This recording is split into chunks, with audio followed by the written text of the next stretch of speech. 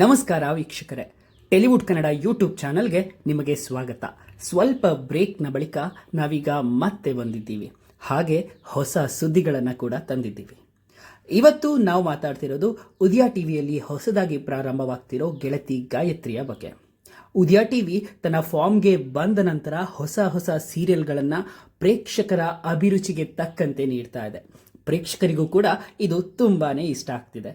ಈಗ ಈ ಸಾಲಿನಲ್ಲಿ ಗೆಳತಿ ಗಾಯತ್ರಿ ಕೂಡ ಬರ್ತಿದ್ದಾಳೆ. ವೈಷ್ಣವಿ ಗೌಡ, ನಾಗಾರ್ಜುನ್, ಕೃತಿಕ ರವೀಂದ್ರ ಈ ಮೂವರು ಘಟಾನುಘಟಿಗಳು ಮುಖ್ಯ ಭೂಮಿಕೆಯಲ್ಲಿ ಕಾಣಿಸಿಕೊಳ್ತಿರೋ ಧಾರಾವಾಹಿ ಗೆಳತಿ ಗಾಯತ್ರಿ. ಈ ಧಾರಾವಾಹಿಯ ಬಗ್ಗೆ ತಂಡಕ್ಕೆ ಹಾಗೂ ವಾಹಿನಿಗೆ ತುಂಬಾನೇ ನಿರೀಕ್ಷೆ ಇದೆ.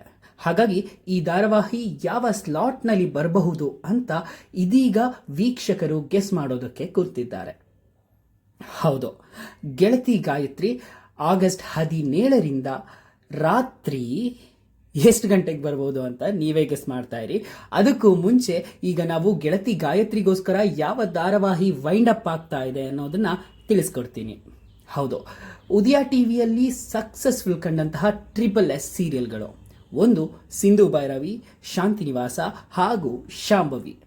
ಈ ಮೂರು ಧಾರಾವಾಹಿಗಳಲ್ಲಿ ಒಂದು ಧಾರಾವಾಹಿ ಮುಕ್ತಾಯವಾಗ್ತಾ ಇದೆ. ಉದಯ ಟಿವಿಗೆ ಅಭೂತಪೂರ್ವ ಯಶಸ್ಸನ್ನು ತಂದುಕೊಟ್ಟಂತಹ ಧಾರಾವಾಹಿ ಶಾಂಭವಿ. ಇದು ಗೆಳತಿ ಗಾಯತ್ರಿಗೆ ದಾರಿ ಮಾಡಿಕೊಡ್ತಾ ಇದೆ. ಇದೇ ಆಗಸ್ಟ್ 15ರಂದು ಶಾಂಭವಿ ತನ್ನ ಕೊನೆಯ ಸಂಚಿಕೆಯನ್ನು ಪ್ರಸಾರವಾಗ್ತಿದ್ದು, ಆಗಸ್ಟ್ 17ರಿಂದ ಗೆಳತಿ ಗಾಯತ್ರಿ ಪ್ರಸಾರವಾಗಲಿದೆ. ಹಾಗಾದರೆ ಯಾವ ಸ್ಲಾಟ್ಗೆ ಬರಬಹುದು ಅಂತ ಕೇಳೋದಾದರೆ, ನನ್ನ ಪ್ರಕಾರ ಗೆಳತಿ ಗಾಯತ್ರಿ ರಾತ್ರಿ 8:30ಕ್ಕೆ ಬರಲಿದೆ. ಹಾಗೂ ಶಾಂತಿನಿವಾಸ ಮೇ ಬಿ 10:30ಕ್ಕೆ ಶಿಫ್ಟ್ ಆಗಬಹುದು ಅನ್ನೋದು ನನ್ನ ಅಭಿಪ್ರಾಯ. ಹಾಗೆ ನಿಮಗೇನನ್ಸುತ್ತೆ ಅನ್ನೋದನ್ನ ಕಾಮೆಂಟ್ ಮೂಲಕ ತಿಳಿಸಿ.